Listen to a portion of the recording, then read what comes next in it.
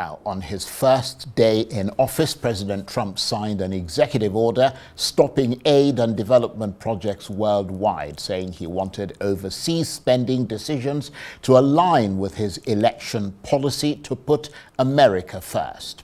Well, U.S. and Western aid affects dozens of countries, many of them in Africa, and Nigeria, of course, is one of them. So what has this abrupt halt to funding meant for lives and livelihoods here in Nigeria?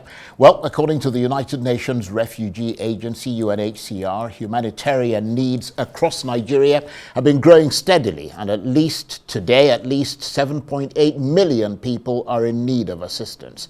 The agency says that 3% of the world's displaced communities are Nigerians.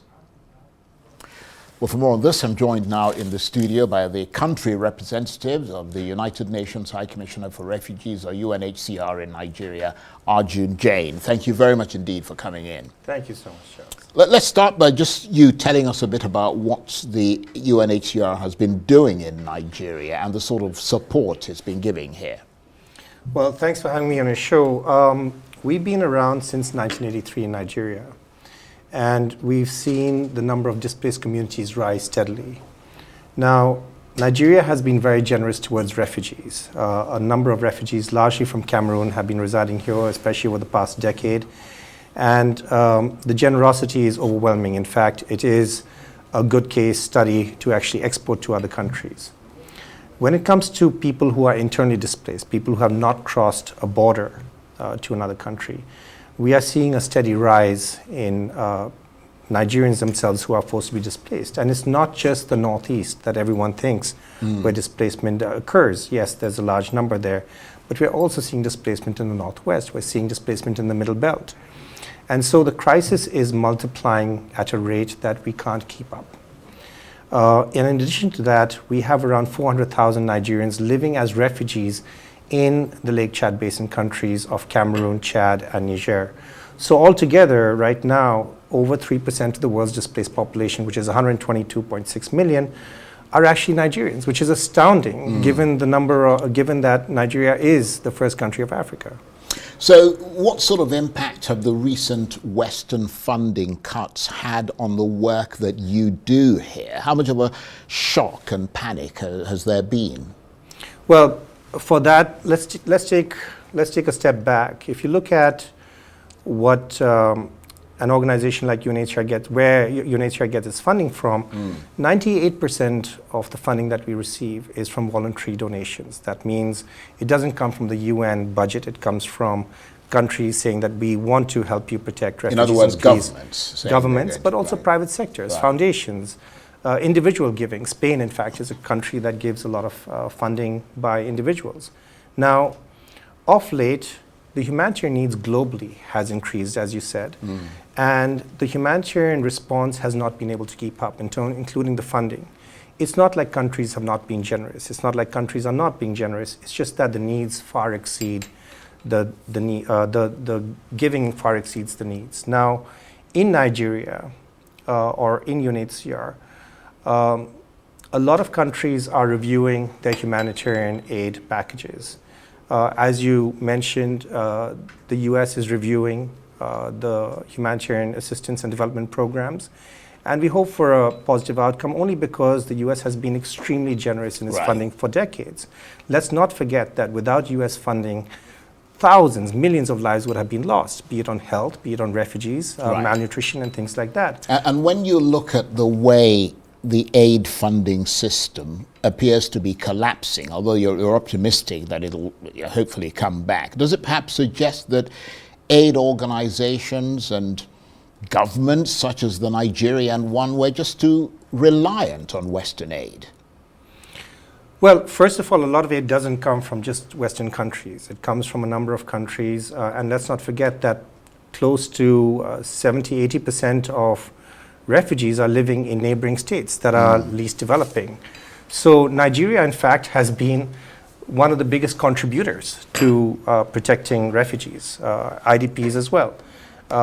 So let's look at what we are doing, and I think Nigeria has a lot of great examples to export, because aid is no longer what it used to be 10, 20 years ago. Yes, we deal with emergencies. Yes, we assist refugees when they come across the border, or IDPs when there's a crisis, the Borno floods as an example. But we do a lot more, and it's become a lot more sophisticated. It's being a lot more providing self-reliance to communities and getting governments to take responsibility. Yeah, but what percentage, I don't mean to interrupt you, Sure. what percentage of the work you do here, which is substantial because you do a lot of Yes. work here, what percentage of it is funded by the Nigerian government, and what percentage is international? Well, look, I'll give you an example. Recently in Katsina, we worked on a project to find solutions for internally displaced persons. The governor of Katsina has given us 600 hectares of land to work on a project to relocate 600 families. Now, you can put a cost to that, but it really reduces our costs significantly and finds real solutions. We have a private sector company, Tropical General Investment. They are coming to train refugees, IDPs. They are coming to provide guaranteed loans and do the offtake. So the private sector is also engaging in this. So our costs therefore go down. The leadership of the government and also the engagement of the private sector is absolutely essential nowadays. And the need to get development partners on board earlier than later is absolutely vital.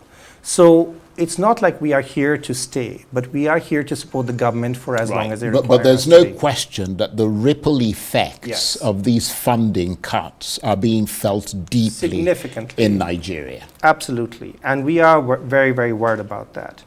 We're worried about a series of things. One of them is food security. And the lean season's coming around the corner.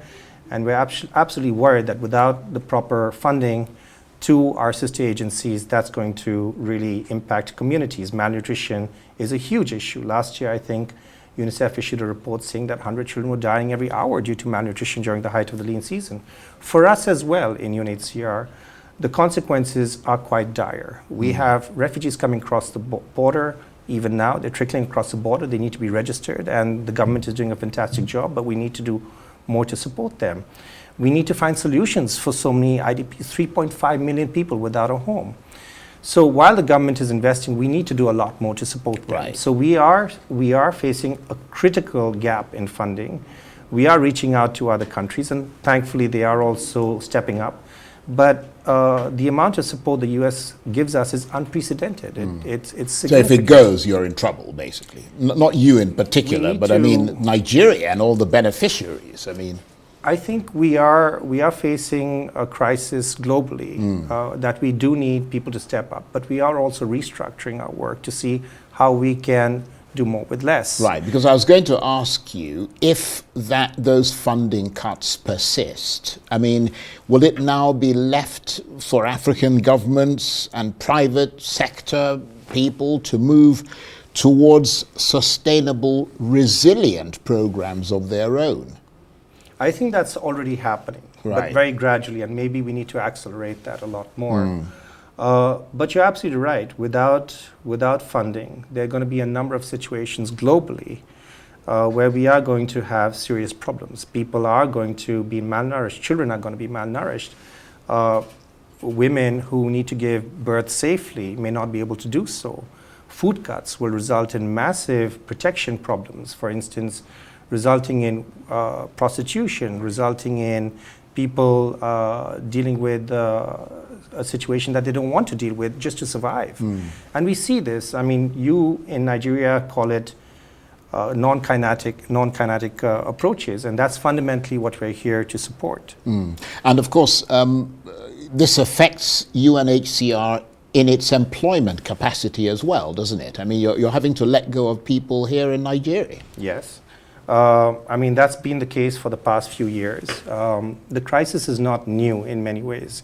It's been... It's just got pretty bad pretty now. steep now. Right. And so we have been restructuring for the past few years. And I think this year it'll be quite steep. That's something that we are grappling with. We have staff who have been dedicated to Nigeria and the people who are granted asylum here. And unfortunately, they are affected as well. And it's not just UNHCR. We're talking about NGOs, Nigerian NGOs. We're talking about a number of other agencies that are affected.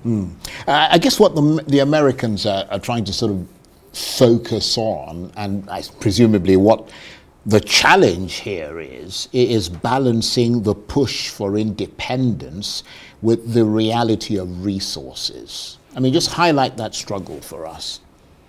I don't want to speak for the US at all. I don't know what their policies are and what they're thinking. But there is something to be said about being self-reliant. It's just that it's very hard in situations where insurgencies actually cripple governments. It's very hard where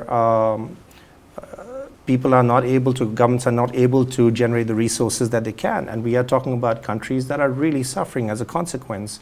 It's not like they want to, it's just that they're in a situation that didn't anticipate, a situation that they couldn't control. So there is a progressive need for us to support, but also let's keep in mind that a number of countries have also grown out of that, a number of countries that don't need assistance anymore.